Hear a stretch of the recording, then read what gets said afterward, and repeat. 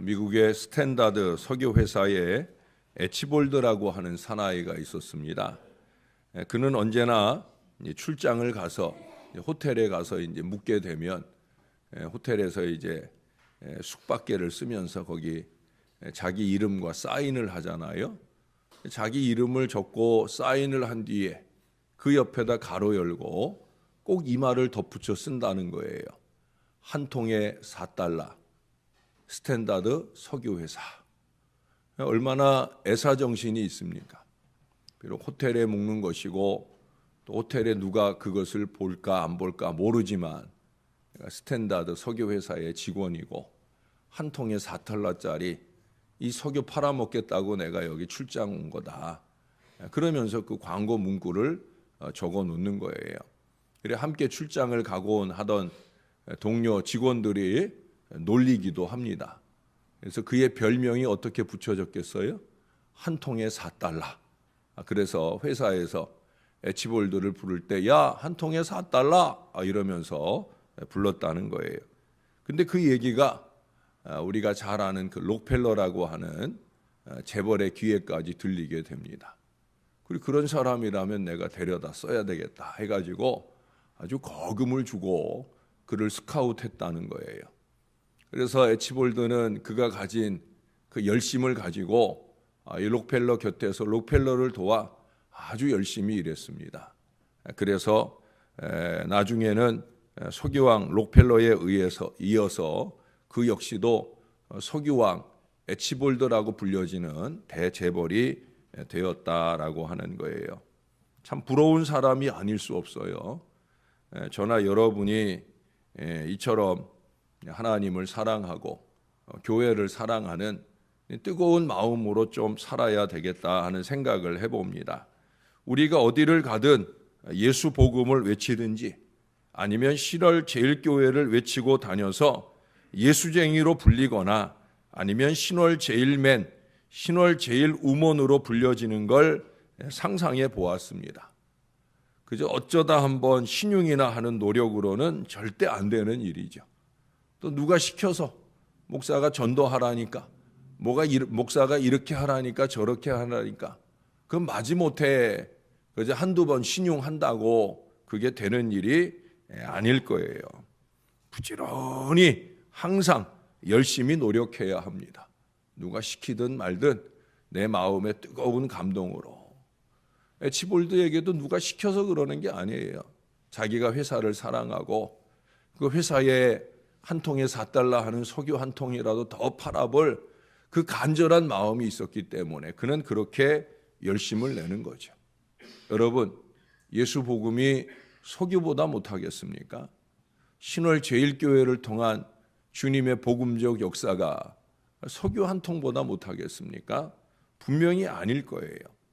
오늘 본문 24절을 보셔요. 부지런한 자의 손은 사람을 다스리게 되어도 게으른 자는 불임을 받느니라. 자기가 부지런하지 않고 남을 다스리고 이끌 수 없는 거지요. 로마서 12장 8절에도 보면 이런 말씀을 해요. 혹 위로하는 자면 위로하는 일로, 구제하는 자는 성실함으로, 다스리는 자는 부지런함으로, 공유를 베푸는 자는 즐거움으로 할 것이니라.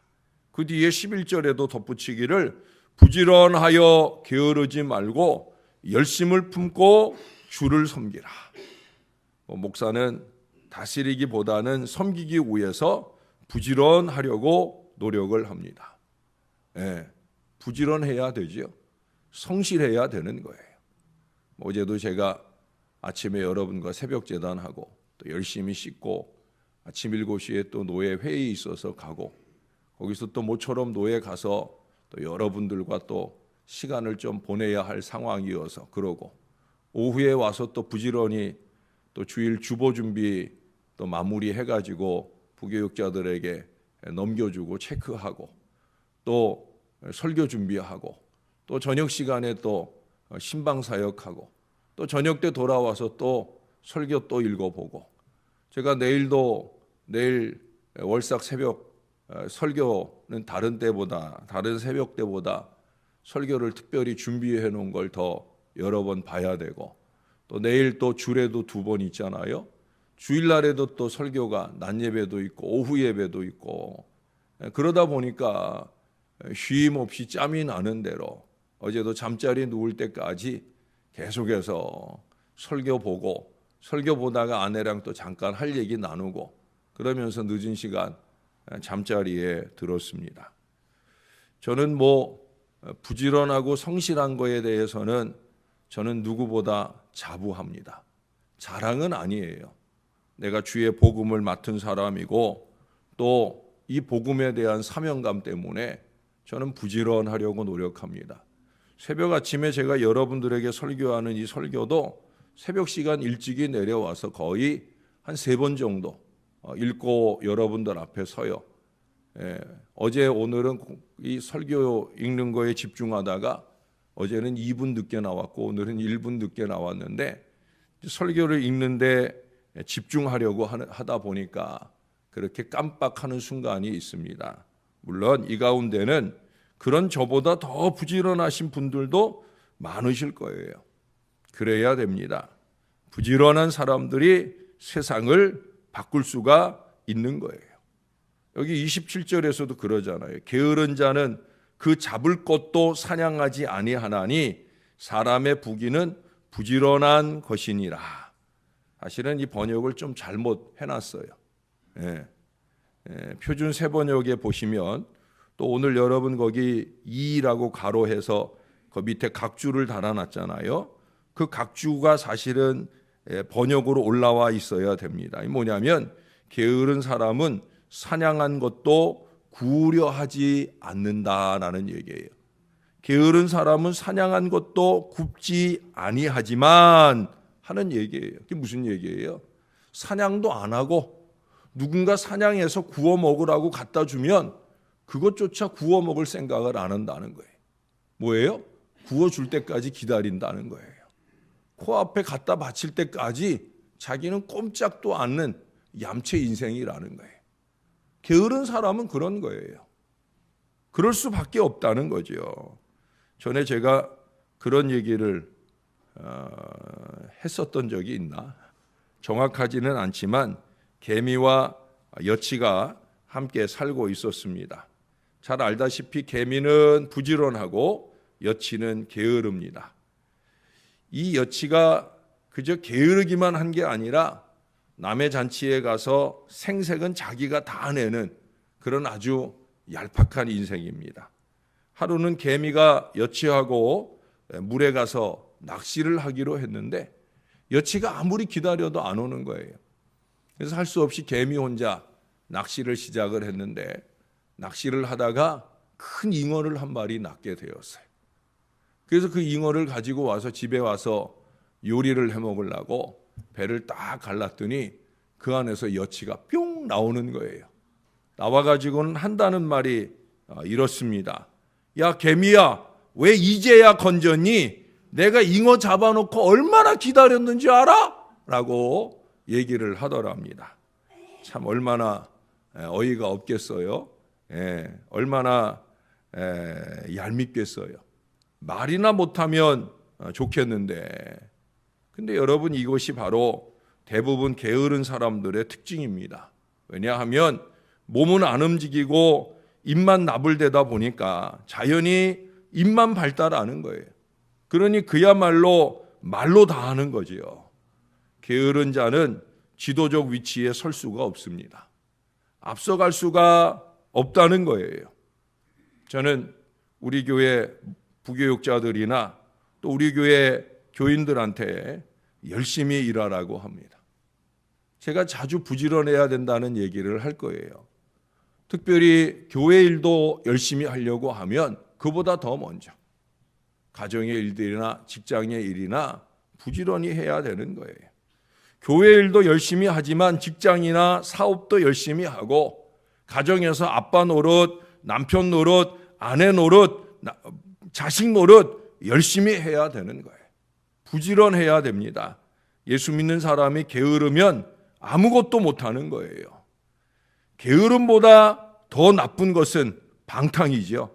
11절에 보셔요. 자기의 토지를 경작하는 자는 먹을 것이 많거니와 방탕한 것을 따르는 자는 지혜가 없느니라. 방탕은 금방 거지가 되는 비결입니다. 탕자의 비유 잘 아시잖아요. 예? 그것이 우리에게 증명해 보여줍니다.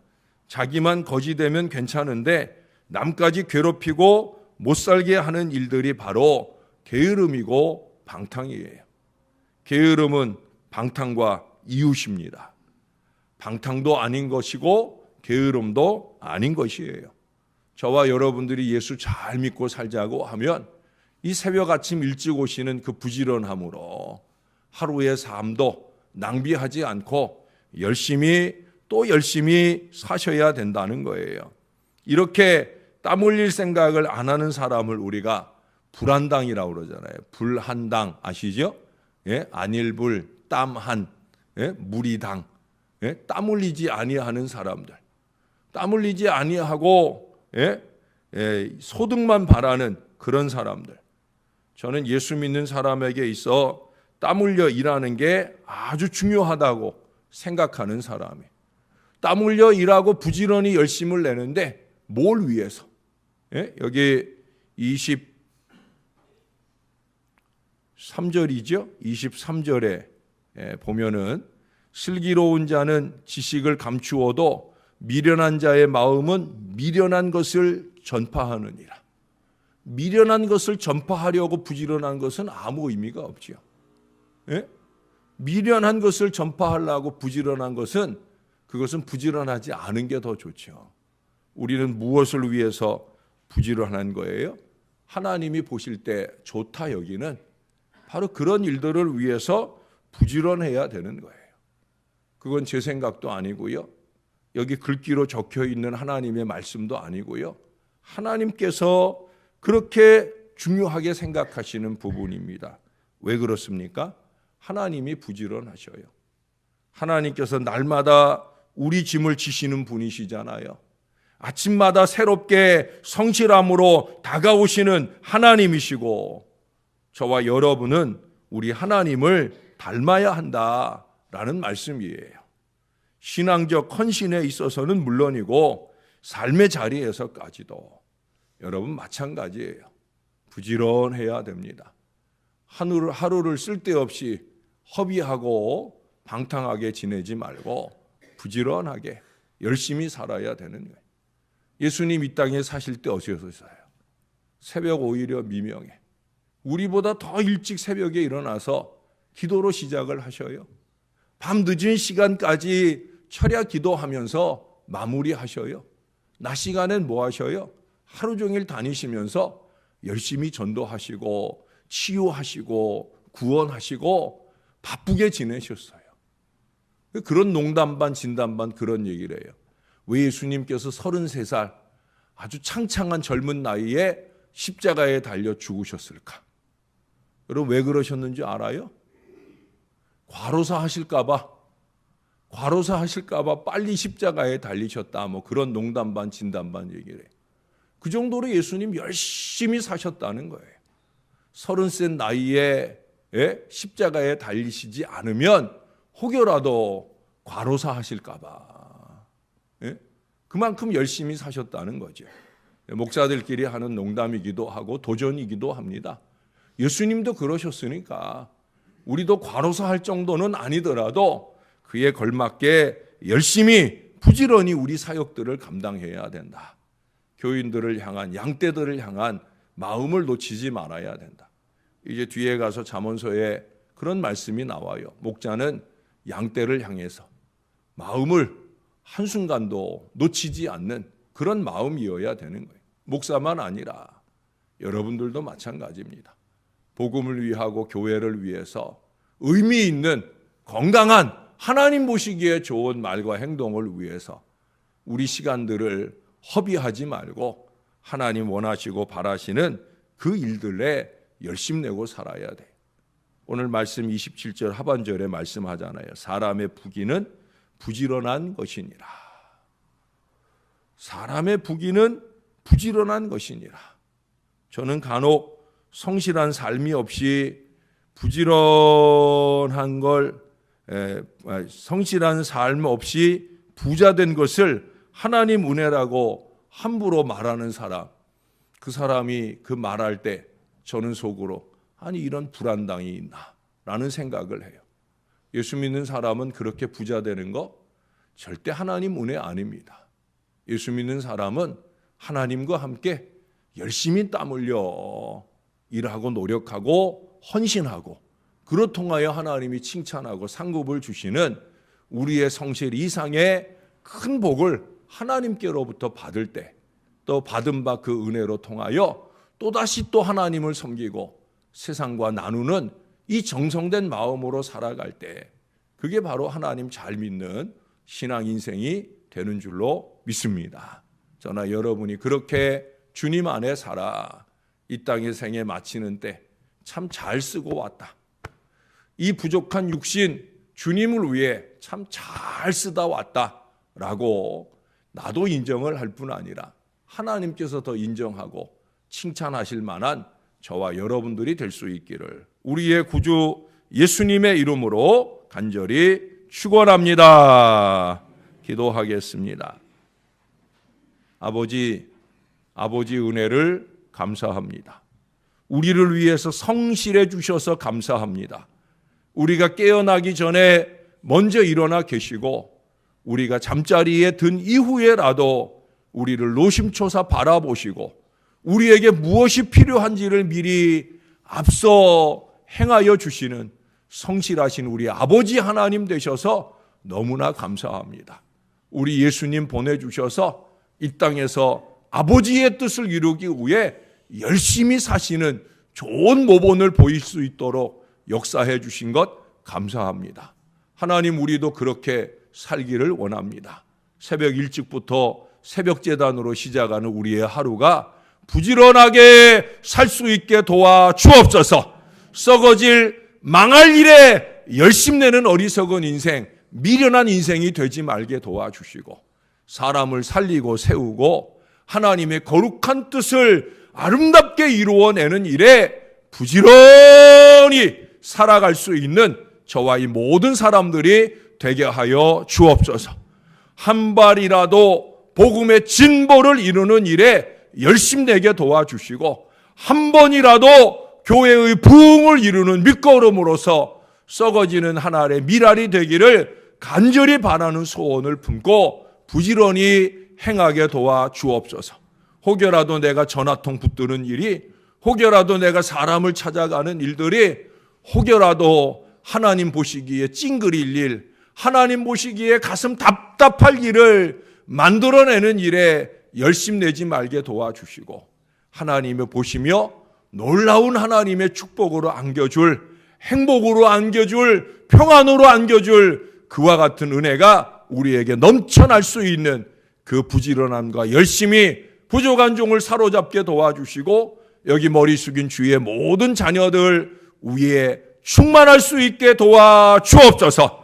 부지런한 한 사람 한 사람을 통해 교회가 든든한 반석 위에 서게 하시고 부흥의 큰 역사가 이 제단 위에 나타나게 도와주시옵소서. 그리 아니하실지라도 하나님 보실 때 됐다 하시는 그 순간까지 우리는 최선을 다해서 교회 사랑, 하나님 사랑으로 사는 하나님 자녀 될 수 있게 은혜 베풀어 주옵소서. 하나님, 이 새벽 아침에도 간절한 마음의 소원을 가지고 주님 앞에 나와 있는 자녀들이 있습니다.